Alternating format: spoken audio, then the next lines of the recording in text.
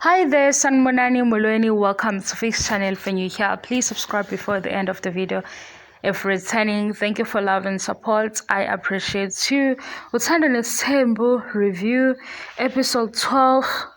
Kunento ehlekisayo ke guys.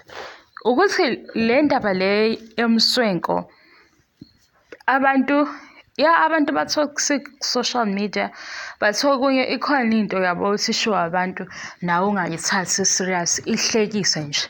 Kufana nale nto le kwathiwa uMangwabe le ngubo ayigqoke kwi-anniversary kaMacele nobaba uMseleko kwakuyingubo yomona because umcimbi omkhulu kodwa wagqoka nje ingubo eyayingamemeza umcimbi.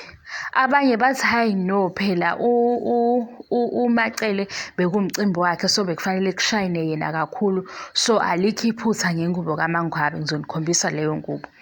Nami ngayibona ingubo kaMangwabe angithi angifuni ukuzifaka ngaphandle ngizenze ngcono phambi kwenu. Ngayibona ingubo kaMangwabe ngathi hayi yona ingubo kaMangwabe ayisho ukuthi siye emshadweni. Ayiyimbi le yangubo kaMangwabe ningizwe kabi kodwa ayisho ukuthi siye emshadweni.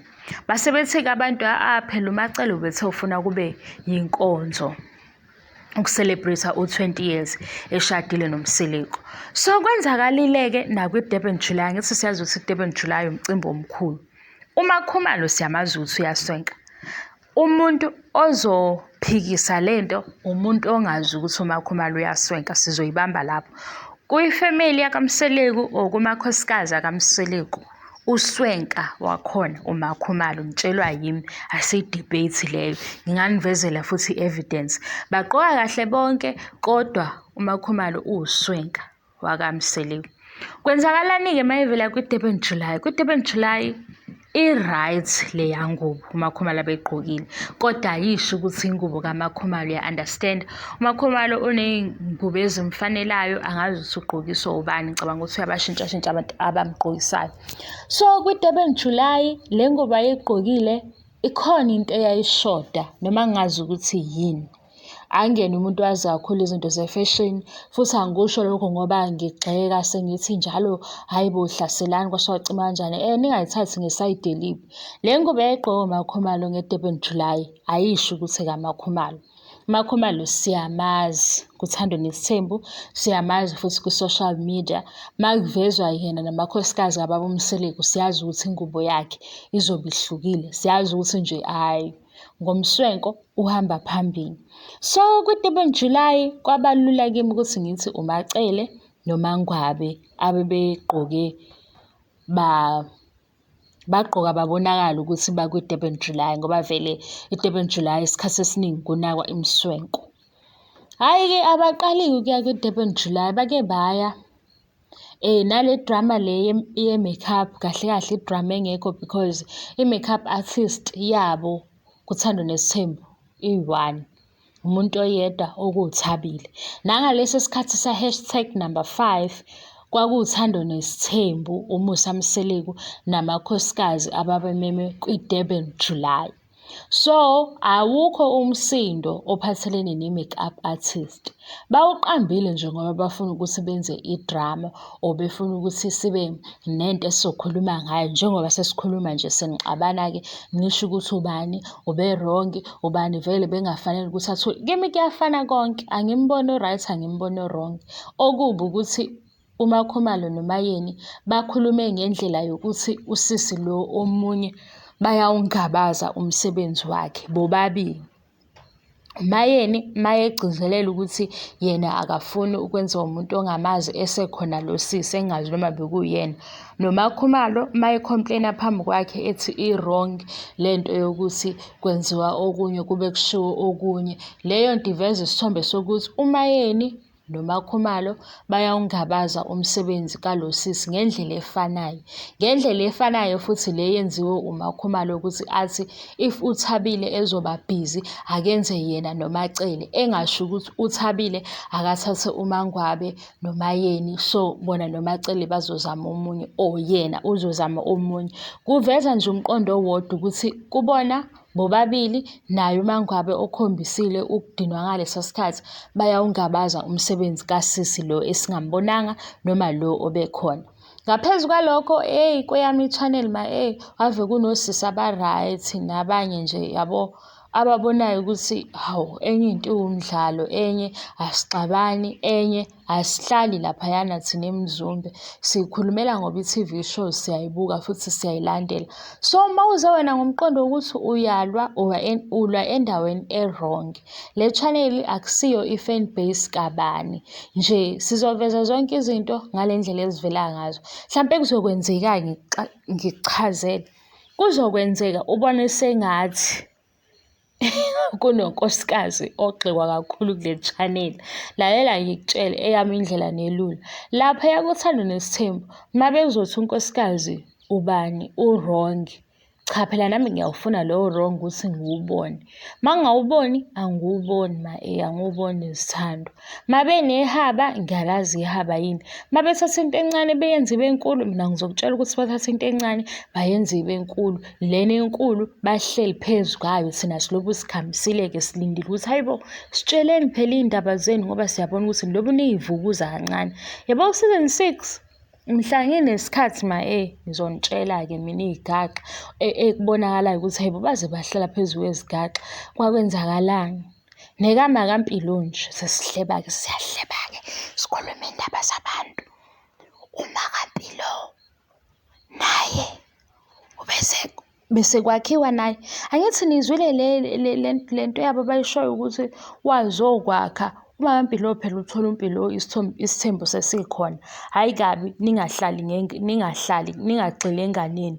Mina ngibona ukuthi uma kaMpilo ube noMpilo isithembu sesikhona. Okusho ukuthi naye besenziwa i-process ye-grooming, i-training, ingenile kuma kaMpilo waphuma esephakathi. Hayibo, phela sizwa leyo nto leyo. Hhayi ukuthi siyayifuna iy'ndaba zabantu, into ephambi kwethu ukuthi uMacele ushadile before kuba khona uMpilo. Okusho ukuthi-ke konke okulandela emva kaMacele sekuhambisana nesithembu. NoMpilo-ke uma wakhe kusho ukuthi naye ubekwi-process waphuma. Hhayi, phela nakhu kuthiwa-ke ngeke sidlale umndeni wakabani, umndeni wakaZungu. Eyi mina yabo umseleko uma esethi nje ngeke sidlale umndeni wakaZungu, yonke le minye imindeni engaphandle. Angithi khona imindeni ephakathi, ithi ngimchazele imindeni ephakathi. Umndeni kaMacele uphakathi because kunoMacele owu-wife kaMsileko. Umndeni kaMayenye uphakathi okaMakhumalo okaMangwabe. Mase kuthi kunabantwana laba abazali babo abangashadanga njengoMpilo noSineyi. Makukhulunywa ngemindeni yabo akukhulumeki kahle, angazi ukuthi why. Mase kuthi-ke uma kaLungelo-ke yena wadlula emhlabeni. So leyo kudlula emhlabeni ngiyazi ukuthi iyakhulumisana-ke. Siyakubona-ke esayidini lakhona kuzoba khona vele inkombankombane, akusiyo into entsha. Nathi sinawo lowo muzwa lowo. Abantu nje vele banjalo. Banakho ukuthi hayi umuntu wasekhaya washona engekho, engabe kwenzakaleni, engabe bamdlisanga, engabe kuzona iy'nto zabantu. Yonke leyo nto imibuzo engaphenduleki futhi ayiphenduleki, iphendulwe uSomandla ngesikhathi sakhe. Cha-ke le engaphenduleki nathi asiyidingi. Le kodwa enayo impendulo nje njengokuthi uma kaMpilo wahlehla yini. Hhayi phela sifuna ukuhleba into ezwakalayo. Yathi uma sihleba amanga, sihleba ukuthi bebebanga i-makeup, into encane kanje. Hhayi ngeke.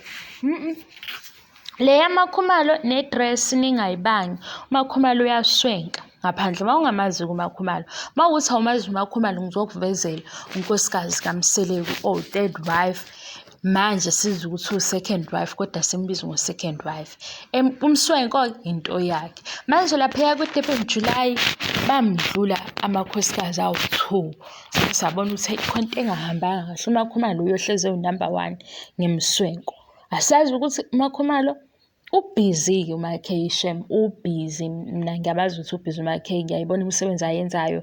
Nakhona lokho okuwama-blessings avelayo. Nakho futhi lokhu ukuhleba nokugcwala ku-social media okwenza ukuthi nabantu abaningi bemnothise. Nabanye futhi bazi ukuthi singakwazi ukusebenza noMakhumalo. Isebenza kanjalo into ya-social media. Wena ungabona ukuthi nje umuntu ushona phansi kanti ngesikhathi igama lakhe li-all over. Nabanye abalapha abafuna umuntu ozothatha into yabo ayibeke ezingeni eli-right, bathatha lelo gama eliphezulu. Angeke belithathe lika-Fix SA. U-Fix SA nje uzomthola la ethi, welcome to Fix SA, ngicela ni-subscribe. uMakhumalo uzogcwala yonke indawo okukhulunywe ngaye, mase mhlampe kufike u-BMW ethi, Makhumalo awubuki into efana nale, kusebenzeke. Injalo-ke. Wena-ke ukuthi nje ungayithathi uyifake enhlizweni, nathi asiyifake enhlizweni, suke siyikhulumela nge-show ngoba vele ekugcineni i-show i-family business. Ngikuxoxele. Mhlangane nesikhathi engizokutshela ukuthi i-family business kanjani i-show. Ukuba i-reality yaphuma kudala, kuwukuthi-ke kwi-reality-ke bayasiputshuzela nje imicimbi yabo-ke, nathi-ke sijabule-ke sihalale sithi baze babahle. Mahle lawo makhosikazi, yabo leyo ayifuni i-debate. Mahle amakhosikazi alo baba wasemseleku. Mahle amakhosikazi alo baba wasemzumbe kaMseleku, ngiyaxolisa angazi ukuthi sengithini. Ya, neyengubo asili, ingubo kaMakhumalo ishaye eceleni kancane, iphumile kubeni uMakhumalo. Phela uMakhumalo uyabona nje mawukuthi uyamazi, ngambona ngemswenko yakhe ukuthi hayi la unkosikazi kamfana, la wayenabangani, la wayesemcimbini, la waye-guest speaker, la uyabona nje iy'ngubo zakhe zinayo leyo nto leyo, ziyayifitha nje leyo event. Kodwa idependulayo, hayi. Ilokhu ukubanga i-makeup bebanga into engathi ishow, engabe bayakutshelana amaqiniso noma yini ukuthi kahle kahle mayena awusiye number 2. Hayi, azi kuyoduma izulu mase siza leyo ndaba. Mina ngiyabona nje abantu ku-social media babanga ubala, nomunye ethi vele umayena u-wrong, vele unje hhayi kodwa hhayi yona ibhuli. Engaba wrong, kodwa angeke sisukeleke nge-makeup sithi uyibhuli. Yabo kube kuthiwa udla amapleti abo bonke, wadla ukudla wakuqeda. Qede lapho wathi pho kunani, bese uzothi hayibo. Kanti kwenzakalani? Yabo, izinto ey'fana nalezo. Lezo esiyibonayo ukuthi ziyingcindezi komunye umuntu-ke masithi hawu cha uyibhuli. Noma kube nje kuthiwa emayeni i-wrong lento eniyenzayo, wavele wabathuka bonke, wathuka inhlamba. Hayibo, besobabaza. Manje simbonile umayeni ukuthi wenzeni. Usukume kulesiya situlo, wathi angazi sengiyashiya kunjani, ngathi mina awu kodwa usisi wabantu akenzanga lutho. Ukuthi angazi ukuthi lo sisi lo ebebekhuluma phezu kwakhe uyena yini. Sengiyayivala-ke le video ngaze ngamthi, hawu ma, angiyivale video. Hayi ma, into eniyenzile, into eniyenzayo. Ngifikela inyembezi Nkosi yami, yazi lana into eniyenzile ukhisimusi esinawo ngenxa yenu. Ngenxa yothando lenu, ngenxa ye-support eninginikayo yona la ku-YouTube, anazi. Kwamina ngibuye ngazi ukuthi ngithini la ku-YouTube, kodwa khona ngiyakhuluma nje ngingami.